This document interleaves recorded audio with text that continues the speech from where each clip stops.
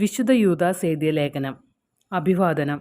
യേശുക്രിസ്തുവിൻ്റെ ദാസനും യാക്കോബിൻ്റെ സഹോദരനുമായ യൂദാസ്, പിതാവായ ദൈവത്താൽ സ്നേഹിക്കപ്പെടുന്നവരും യേശുക്രിസ്തുവിനു വേണ്ടി കാത്തു സൂക്ഷിക്കപ്പെടുന്നവരുമായ വിളിക്കപ്പെട്ടവർക്ക് എഴുതുന്നത്.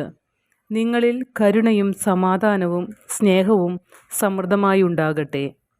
വ്യാജോപദേഷ്ടാക്കൾ, പ്രിയപ്പെട്ടവരെ, നമുക്ക് പൊതുവായി ലഭിച്ചിരിക്കുന്ന രക്ഷയെക്കുറിച്ച് നിങ്ങൾക്ക് എഴുതുവാൻ ഞാൻ അതിയായി ആഗ്രഹിച്ചിരിക്കുകയായിരുന്നു. അപ്പോഴാണ് വിശുദ്ധർക്ക് എന്നേക്കുമായി ഏൽപ്പിച്ചു കൊടുത്തിരിക്കുന്ന വിശ്വാസത്തിനു വേണ്ടി പോരാടണമെന്ന് ഉപദേശിച്ചുകൊണ്ട് നിങ്ങൾക്ക് എഴുതേണ്ടി വന്നിരിക്കുന്നത്. പണ്ടുതന്നെ ശിക്ഷയ്ക്കായി നിശ്ചയിക്കപ്പെട്ടിരുന്ന ചില ദുഷ്ടമനുഷ്യർ നിങ്ങളുടെ ഇടയിൽ കയറിക്കൂടിയിട്ടുണ്ട്. അവർ നമ്മുടെ ദൈവത്തിൻ്റെ കൃപയെ തങ്ങളുടെ അശുദ്ധ ജീവിതത്തിനായി ദുർവിനിയോഗിക്കുകയും നമ്മുടെ ഏകനാഥനും കർത്താവുമായ യേശുക്രിസ്തുവിനെ തള്ളിപ്പറയുകയും ചെയ്യുന്നു.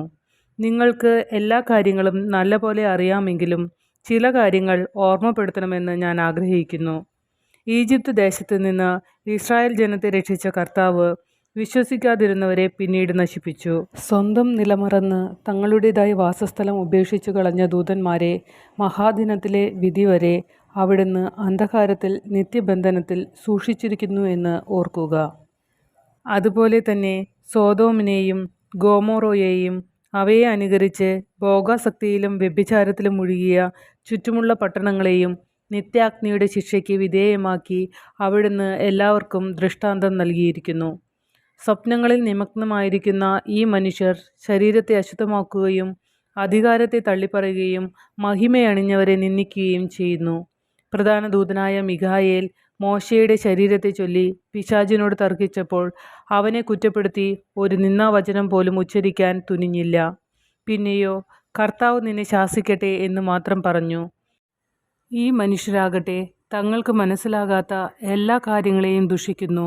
വിശേഷ ബുദ്ധിയില്ലാത്ത മൃഗങ്ങളെപ്പോലെ തങ്ങളുടെ ജന്മവാസന കൊണ്ട് മനസ്സിലാക്കുന്ന കാര്യങ്ങൾ വഴി അവർ മലിനരാകുകയും ചെയ്യുന്നു. അവർക്ക് ദുരിതം. എന്തുകൊണ്ടെന്നാൽ അവർ കായേൻ്റെ മാർഗത്തിലൂടെ നടക്കുകയും ലാഭേച്ഛ കൊണ്ട് ബാലാമിൻ്റെ തെറ്റിൽ ചെന്ന് വീഴുകയും കോറായുടെ പ്രക്ഷോഭത്തിൽ നശിക്കുകയും ചെയ്യുന്നു. തങ്ങളുടെ കാര്യം മാത്രം നോക്കി നിർഭയം തിന്നുകുടിച്ച് മതിക്കുന്ന അവർ നിങ്ങളുടെ സ്നേഹവിരുന്നുകൾക്ക് കളങ്കമാണ്. അവർ കാറ്റിനാൽ തുരത്തപ്പെടുന്ന ജലശൂന്യമായ മേഘങ്ങളാണ്. ഉണങ്ങി കടപുഴകിയ ഫലശൂന്യമായ ശരത്കാല വൃക്ഷം പോലെയാണ്. അവർ തങ്ങളുടെ തന്നെ ലജ്ജയുടെ നുരയുയർത്തുന്ന ഉന്മത്ത തരംഗങ്ങളാണ്. വഴിതെറ്റിപ്പോകുന്ന നക്ഷത്രങ്ങളാണ്. അവർക്ക് വേണ്ടി അന്ധകാര ഗർത്തങ്ങൾ എന്നേക്കും തയ്യാറാക്കപ്പെട്ടിരിക്കുന്നു. ആദത്തിൽ നിന്ന് 7-ാം തലമുറക്കാരനായ ഹെനോക്ക് പ്രവചിച്ചത് ഇവരെക്കുറിച്ചാണ്. കണ്ടാലും കർത്താവ് തൻ്റെ വിശുദ്ധരുടെ 10,000-ങ്ങളോടുകൂടെ ആഗതനായിരിക്കുന്നു. എല്ലാവരുടെയും മേൽ വിധി നടത്താനും സകല ദുഷ്ടരെയും അവർ ചെയ്ത സകല ദുഷ്കർമ്മങ്ങളുടെ പേരിലും തനിക്കെതിരായി പറഞ്ഞ എല്ലാ ക്രൂരവാക്കുകളുടെ പേരിലും കുറ്റം വിധിക്കാനും അവിടുന്ന് വന്നു. അവർ പെറുപെറുക്കുന്നവരും അസംതൃപ്തരും തങ്ങളുടെ ദുരാശകൾക്കൊത്തവിധം നടക്കുന്നവരും വമ്പു പറയുന്നവരും കാര്യസാധ്യത്തിനു വേണ്ടി മുഖസ്തുതി പറയുന്നവരുമാണ്. താക്കീതും ഉപദേശവും.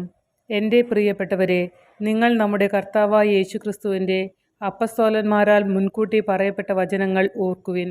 അവർ നിങ്ങളോട് പറഞ്ഞിട്ടുണ്ട്, തങ്ങളുടെ ദുഷ്ടമായ അധമവികാരങ്ങൾക്ക് അടിമപ്പെട്ട് ജീവിക്കുന്ന പരദൂഷകർ അവസാന നാളുകളിൽ വരും. പരിശുദ്ധാത്മാവില്ലാത്തവരും കേവലം ലൗകികരുമായ ഇവരാണ് ഭിന്നിപ്പുണ്ടാക്കുന്നത്.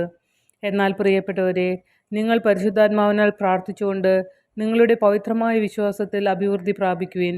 നിത്യജീവിതത്തിനായി നമ്മുടെ കർത്താവായ യേശുക്രിസ്തുവിൻ്റെ കാരുണ്യത്തെ ഉറ്റുനോക്കിക്കൊണ്ട് ദൈവസ്നേഹത്തിൽ നിങ്ങളെ തന്നെ കാത്തുകൊള്ളുവിൻ. ചഞ്ചല ചിത്തരോട് അനുകമ്പ കാണിക്കുവിൻ. അഗ്നിയിൽ അകപ്പെട്ടവരെ പിടിച്ചു കയറ്റുവിൻ. മാംസദാഹത്താൽ കളങ്കിതരായവരുടെ വസ്ത്രത്തെ പോലും വെറുത്തുകൊണ്ട് ഭയത്തോടെ അവരോട് കരുണ കാണിക്കുവിൻ. വീഴാതെ നിങ്ങളെ കാത്തുകൊള്ളാനും തൻ്റെ മഹത്വത്തിൻ്റെ സന്നിധിയിൽ നിങ്ങളെ കളങ്കരഹിതരായി സന്തോഷത്തോടെ നിർത്താനും കഴിവുള്ള നമ്മുടെ കർത്താവായ യേശുക്രിസ്തു വഴി നമ്മുടെ രക്ഷകനായ ഏകദൈവത്തിന് സ്തുതിയും മഹത്വവും ശക്തിയും ആധിപത്യവും സർവകാലത്തിനു മുൻപും ഇപ്പോഴും എപ്പോഴും ഉണ്ടായിരിക്കട്ടെ. ആമേൻ.